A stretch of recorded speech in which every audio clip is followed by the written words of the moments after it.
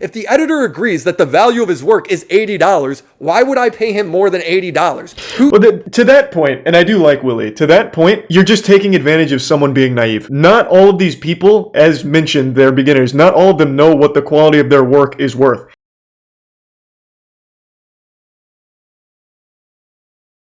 One I don't know anything about, but apparently a big YouTuber scammed his audience or some shit in Minecraft or something.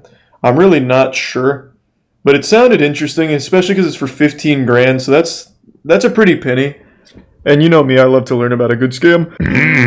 So I figured we'd give it a whirl. Lying, scamming $15,000, stealing employees, and threats of a lawsuit. What, are we robbing a bank? Is this national treasure? No, it's a Minecraft YouTuber, of course Let's it is. go. Now, the last commentator that went after a Minecraft empire ended up losing his career, so we'll try to avoid that today. I play strategy games, RPGs, things that test my mind. StarCraft. Like Raid, Shadow Legends. The best mobile game of 2021. Raid has over 600 champions. I actually didn't know that was going to be an ad. You have a YouTuber who just started pushing his brand across multiple channels. You have a guy running a startup editing. Holy shit, wait, how many channels does this guy have? Holy fuck. Dude's got 7 channels in total? Oh my god. That is a Sigma grind set. What differentiates SocksFor1 from 2 and 3? What do they do differently? I don't know the Minecraft community super well. Let me see. So SocksFor1, Minecraft but you mine the void. So standard Minecraft. SocksFor2. Minecraft but the sun melts. Okay. Oh, Roblox. Oh my god, he went to the dark side. The Roblox stock market. Oh no, I see. He's trying to keep that one under wraps. This man's putting his cock in every possible honeypot here. Minecraft, Roblox, Reacts. What was the other one? Shorts. What studios? Oh my god, animation. Damn, that's on the grind. The main villain of this story is SocksFor1, a Minecraft YouTuber with over 4 million subscribers. He's trying to get a Mr. Beast thing going, where he's spreading out his brand as much as possible. And with that, you need a lot of editors. In comes Artful. He's running a small startup business, similar to a talent agency. He's a middleman, essentially. He finds YouTubers, negotiates rates, and splits off a portion with the editors, who he provides work for. Pretty smart. I've actually worked as an editor for a lot of talent agencies over the years, and I will say getting started as an editor on YouTube is pretty hard. When you first start as an editor, it's also not worth it. A lot of YouTubers have a massive ego and are super awful to work with. In return, you get something to put on your resume. View it as an internship. Some suck, some are alright, but you usually don't stay for long. Now that we know the players, let's get to the heist. As we discussed, Socks has a lot of channels, but you'll notice that most of them really started to pick up in October and November of 2021. This is important because this is when SocksFor1 decided to work with Artful to grow his channels. The deal worked out was $200 per Gen V video, which is like some weird VTuber thing Socks does. What the fuck? And up to $400 for SocksFor1 videos. Artful is then turning around and paying his editors $60 to $120 based on the agreed upon rate, taking anywhere between 40 and 85% of the profits, with the industry standard usually being about a 50-50 split. Is Artful taking a lot here? Yes, and don't worry, we'll criticize him for that later. But remember, this is an entry-level job. This is something for you to put on your resume. October was the first month Artful worked with Socks, and all went well. Now with that bill came the best month Socks has had in quite some time, so fair enough. But one problem, Socks wasn't gonna pay it. Instead, he came up with a scheme. Socks' manager got in contact with one of Artful's editors, saying that if Artful wasn't paying him a minimum of $200, he was getting ripped off. He then had another editor message the others that Artful was scamming them. I will say though, if I'm understanding correctly, Artful just finds the editors, then gets them a job with Socks, and then takes 80%, up to 80% of the commission. I think the middleman here is at fault, because the editor could just directly work with the YouTuber to get that rate, right? So what was he charging? Like $400 for a Socks video, and he takes 80%. That means the editor is getting pennies, getting literal peanuts, when the editor could have just gone to Socks and gotten 200, the full 200 or whatever. I don't really see the point of a middleman. It's smart from a business perspective, I guess, because a lot of editors are like young kids. Well, kids is exaggerating. They're like 16 to 18-year-olds, like straight out of high school. So they probably don't know how to break into the industry. So it's super smart to be that middleman for them. But man, that's fucked up. Yeah, could just work directly with them. To go work for Socks for $200, and they did, stealing all of Artful's employees. Follow me here, because this is a lot of numbers. Socks, when working with Artful, was paying up to $400 a video. Socks, now working with these stolen editors, is only paying up to $200 a video. But the editor gets the essentially having full his number. $15,000 bill and giving him an entire team of editors to work with. Something I haven't talked about is the legal papers Socks tried having Artful sign. One was a contract stating that Artful could only make videos for Socks on YouTube. Artful, of course, turned that down because he runs an editing agency. It doesn't make any sense if he only works with one YouTuber. And if you're one of Socks' new editors, I wouldn't sign it either. There's a lot better deals to have out there, trust us. This was sent by Socks saying, also, boss man, I need you to sign this ASAP. It states that you can't use the footage/information I give you to hurt my brand in any way. I also need proof of your real ID or passport so I know it's you. Artful signed it without even reading it, not realizing that if he took any business discussions public, like, I don't know, not getting paid the $15,000 he's owed, Socks could now sue him for breaking the NDA. He's gonna try and take everything from you, like you talk to a lawyer and he can totally do it though? He can totally do it. He will pay about $20,000, $10,000 to sue someone from a different country. But he basically can't put me in jail. That's good. I'll have to pay about $15,000 to afford a lawyer in that city on that, right? So I can't defend myself. Socks makes it very clear in his last message to Artful saying, if you decide to take this public, slander me, or do anything to hurt my brands, I will expose all the DMs of your fraud group. What am I misunderstanding? What has deteriorated here? How could Socks potentially go after Artful in general? There's something I'm not understanding.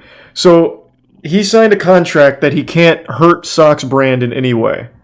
And I'm assuming Artful did somehow do that? So is that it? Because of the breach of the NDA? Okay. I just got a little hung up there. I thought it was something like deeper. But yeah, so basically NDA dispute. Socks then says, you lie to me directly in calls how much you've been paying your editors and how much you've been making. And yet you were telling me you needed more. So this is a little, I think this is a little foul play on both sides. So he's taking more than the editors for doing none of the work. He is just a middleman. He is a literal Twitter bridge for the editors. And yet he's making the lion's share of the profits. Like, I definitely do think that's scummy. There's no reason, and this is, I guess, a lesson to anyone out there. There's no reason why your agent or your middleman or whatever agency you're using should be making more money than you are as the talent.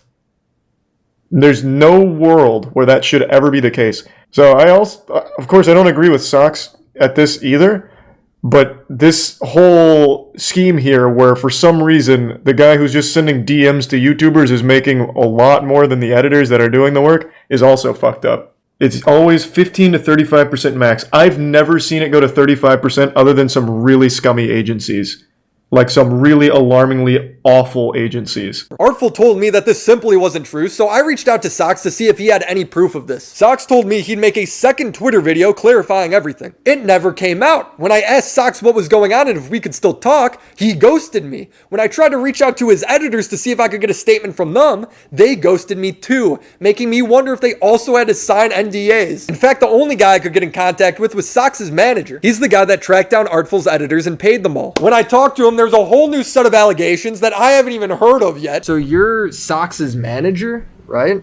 I'm a manager, yes. Okay. Nice to meet you. So what am I missing here? Because I've seen an awful lot of receipts. J-Boy. Artful was taking like a month and a half, sometimes up to 2 months to pay these guys. Wasn't paying them at all. Once this, all this came to light, we were discussing. Did he just wake up? That's when Socks started to decide. Okay, get some coffee or something, man. What's going on first? He wasn't paying reviewers. He wasn't paying editors. Oh, so he wasn't paying people at all. Well, that's completely different, but it's also not true. When I asked for proof that one of the editors wasn't paid, this is what he sent me. The dates of the videos that were made that went unpaid. And what do you know? They're all videos from November and December. Of course he didn't pay his editors for those videos. You guys haven't paid him. It's like no shit. This was a guy who edited. Oh. Okay, and these are all during the 11th. Did you guys pay him did you guys pay him for November? Did we pay who? Artful? Art. That's, again, I don't know how much Socks paid him.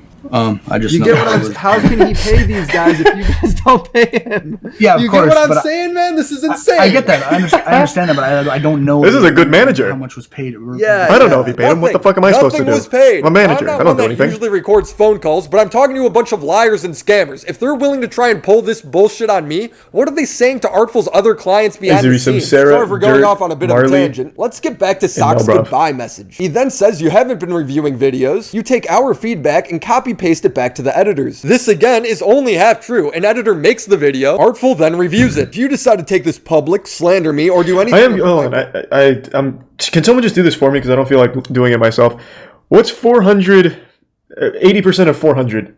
I don't know why I can't do like simple calculations in my head. I need to fucking go back to middle school, I guess. I literally cannot do it in my head. What is 80% of 400? $320. So if he is truly taking $320 of the 400, then it is still a much better deal to work directly with Socks here. If that claim is true about Artful and his agency taking anywhere from 40 to 80% of the deals that they get their editors, it is still favorable for them to just directly work with this guy, even if he's a giant asshole or whatever. They are still making more money doing that. So even though he's paying half of what he'd be paying to Artful, the editors, who are the ones that deserve the higher price, are getting more money. Isn't this blackmail? I mean, look how many threats are in this one line. If you take this public, slander me. Take what public? The fact that you stole 15 grand? Well, that's one threat. I will expose all the DMs of the fraud of your group. Expose what? How much he pays people? That's 2 threats. Tell your other clients. He's threatening to ruin his business. And I'll take legal action if necessary. That's that's like a full-blown anime villain there. Threats of ruining a guy's life coming from a Minecraft YouTuber. This guy makes videos for children. Why is he such an asshole? Now, a lot of these complaints from Socks can be explained away, as I've already shown. So I asked Artful if he tried explaining to Socks why things were the way they were, and maybe Socks would understand him. He said he tried, but he couldn't, because Socks immediately blocked him after sending this message. What did you say to him after he said, like, hey, I'm not going to be working with you starting today? Like, did he tell you he wasn't going to pay you? No, he just started reaching out to the editors. He didn't pay me. He blocked me on Discord and followed me on Twitter. Hey. Editors should do 1 to 2 videos with agency and then message the YouTuber directly so they have already seen the quality of their work. I think the optimal way is Twitter. You know how Mr. Beast got his editors? Like, great fucking editors. You know how he got them? Like Carl? Fucking Twitter. Mr. Beast put out like a tweet saying, hey, I need editors for this thing. Some editors replied. Jimmy went through them, and he found them. Works directly with the editors get the money, not some agency that doesn't do anything besides just send DMs. I think an editor agency, smart from a business perspective, because there's so many people that want to edit for YouTubers, but I think it's overall like a pretty scummy practice, especially at 40 to 80% of the revenue going to the agency, if that is accurate. But I still don't think it's necessary when Twitter connects the editors directly to the YouTubers. You see it all the time.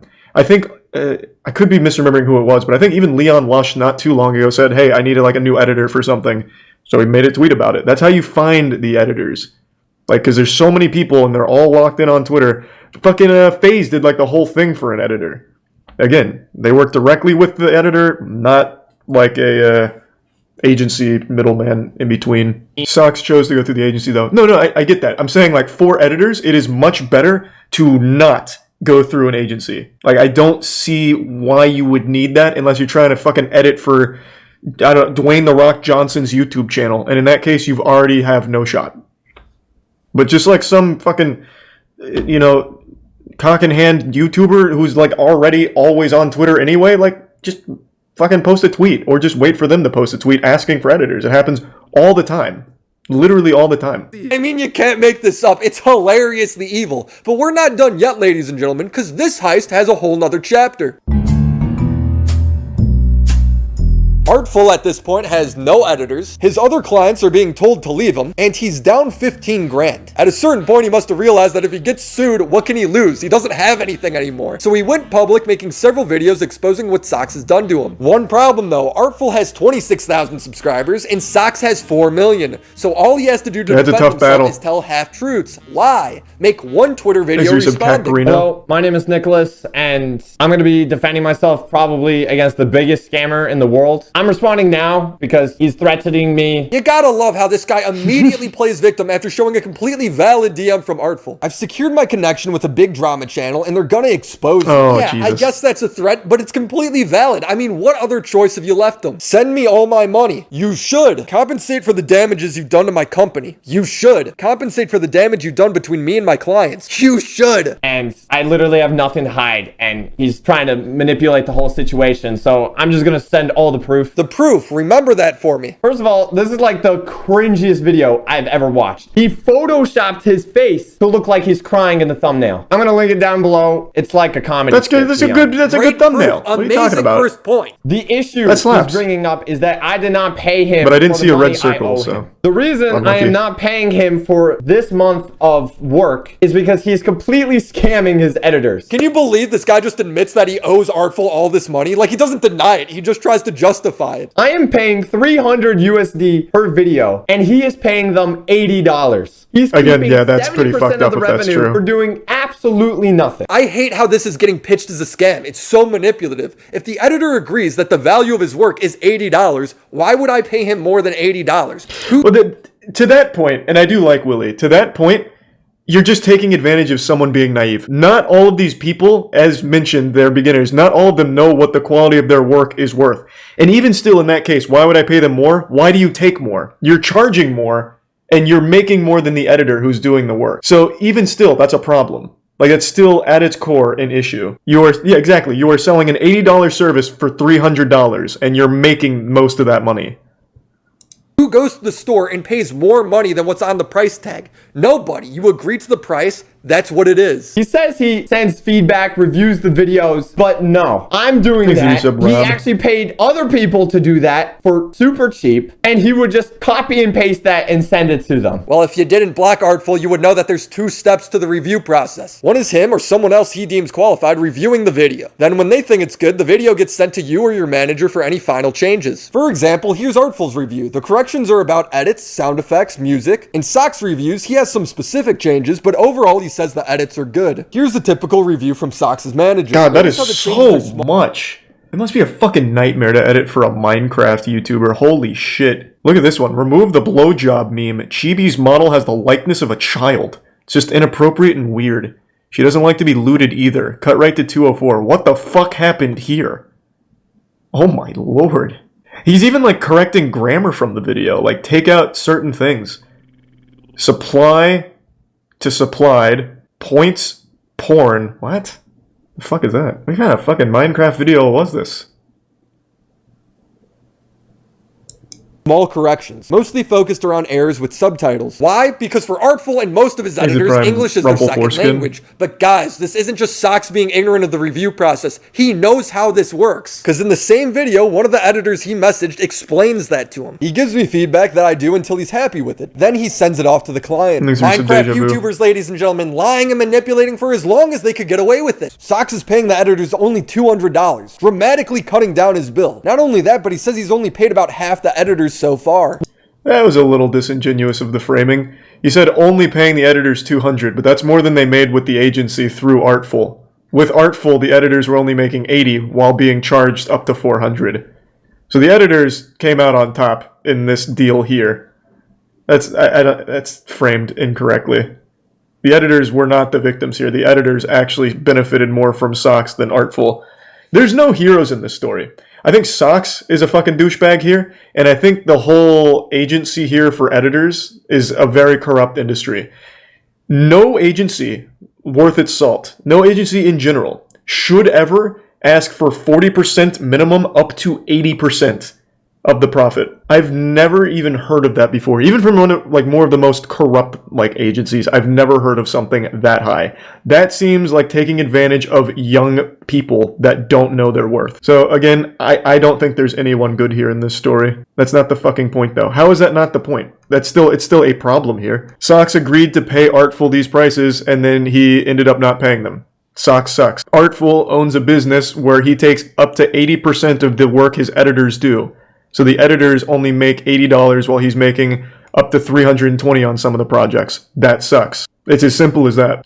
What Artful does is significantly less work than what the editors do. There's no world where he should be making more than them. So far, we have already paid half of his editors directly, and we're trying to look for the other editors to pay him directly. I don't believe for a minute he's doing this out of goodwill. He's trying to get out of a bill. He ends the video by coming through on his promise and telling everybody to no longer work with Artful. So I'm making this video. Don't work for him. Don't get in contact with him. And this worked. Artful's other clients have left him. Bro, you keep...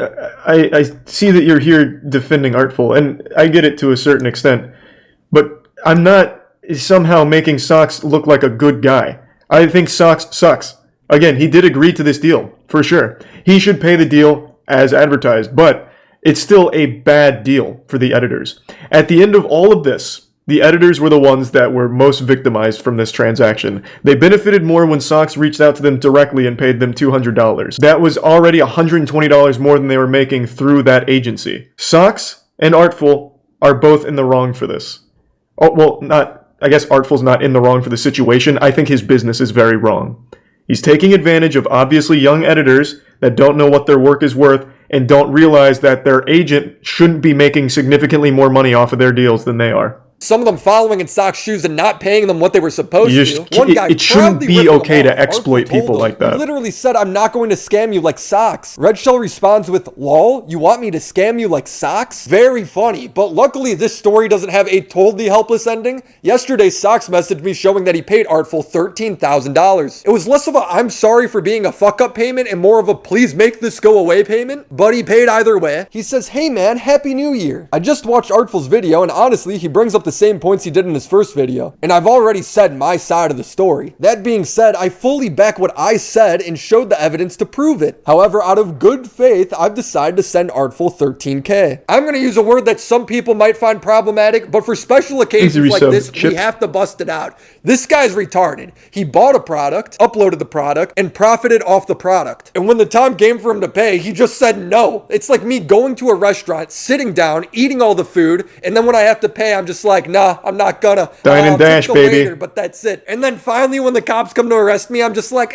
you know what? I will pay for my meal, but only out of good faith. Look, in the end, Socks did end up paying him. There's got to be something said for that. If you are new to this medium and have no experience, you might have to work for very little or for free just to get something to put in your portfolio. I know it sucks, but that's just how freelancing works. If you already have experience and think you are more than qualified, figure out a minimum rate for yourself. And that doesn't mean you have to willingly let yourself be exploited.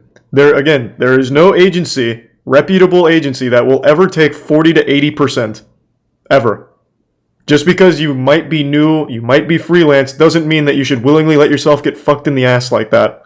Figure out your value, because agencies, YouTubers will take you for as cheap as you offer. To Artful, if you're running a company and you have a lot of freelance employees, be upfront about the position being for experience if you won't pay them well. If you have guys you really like, pay them higher rates, because no employee owes you loyalty, especially at $60, $120 on the high end. So then all of these figures are correct. This comes from Artful directly. So the editors were making between $60 to $120 on the highest end, meanwhile charging the service for up to $400. You see why that would be a problem? Very scummy.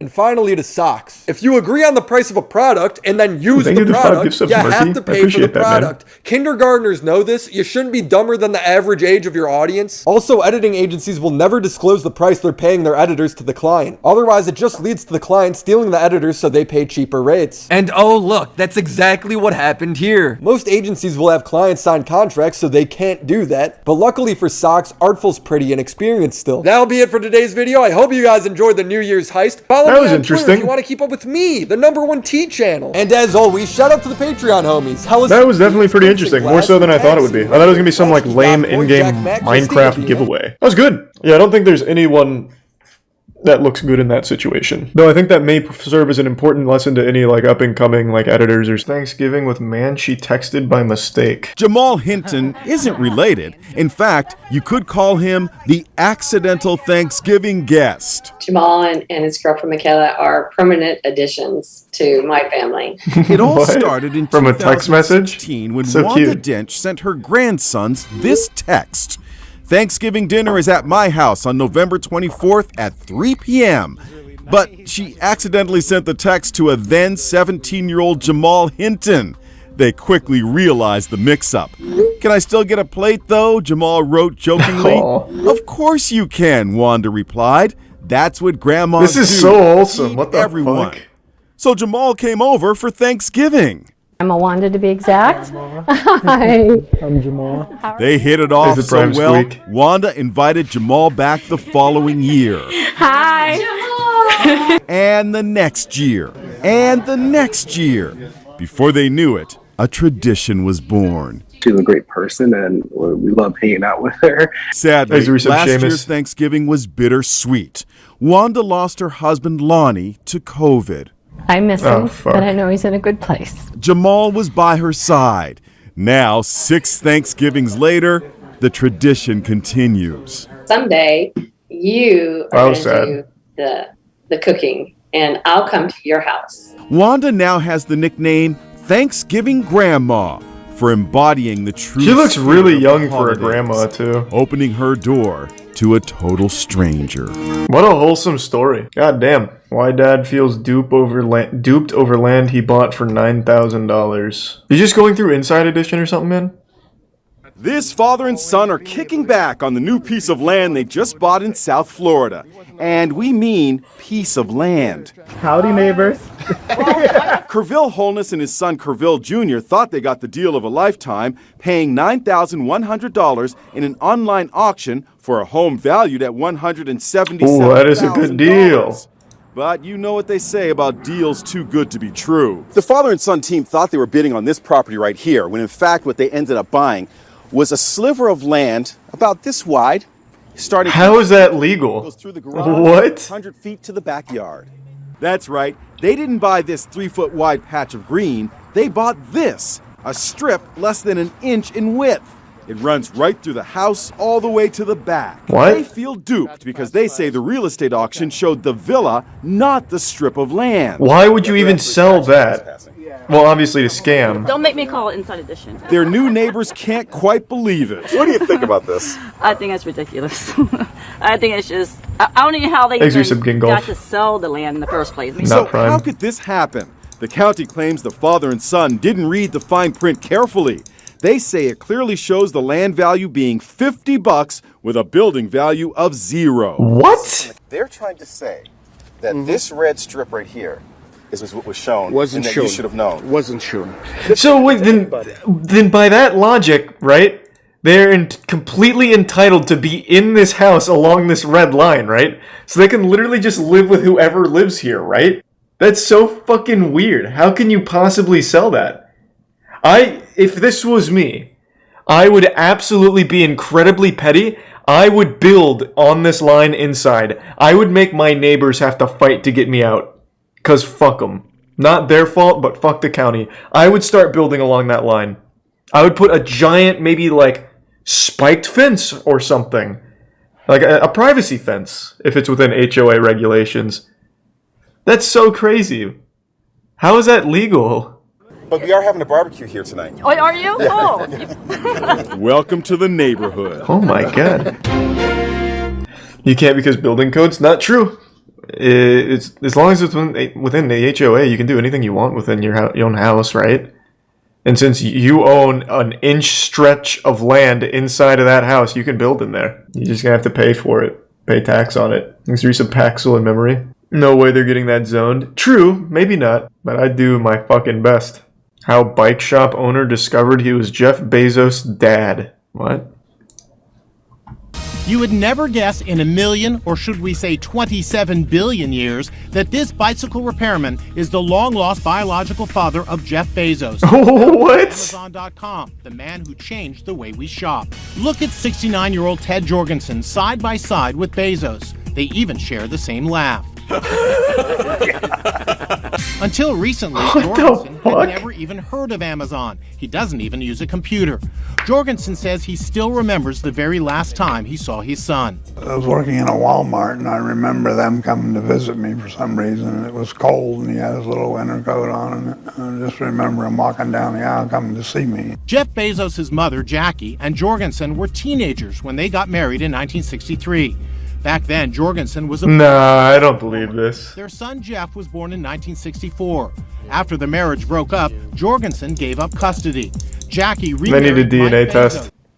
But at the time, I thought it was the best. Aren't you like remarried? You're just gonna say big mistake in front of your new wife? For the next 40 years. Ted Jorgensen was working in his bike shop here in Phoenix, Arizona, when a biographer writing a book about Jeff Bezos came in with news that would change Ted's life forever. When the writer came in and told you that your son was Jeff Bezos, what was your reaction? He asked me if I knew who Jeff Bezos was. And what did you say? I said, no, the name kind of sounds familiar, but I don't know. Jorgensen's second wife of 26 years, Linda, says because Bezos is so rich and powerful, contacting him is difficult. Because of who Jeff is, I think it's... Can we get a DNA test? This seems like some bullshit. Been there had he been a garbage collector. What would you say to him? I just would like to tell him I used to change your diapers, you know.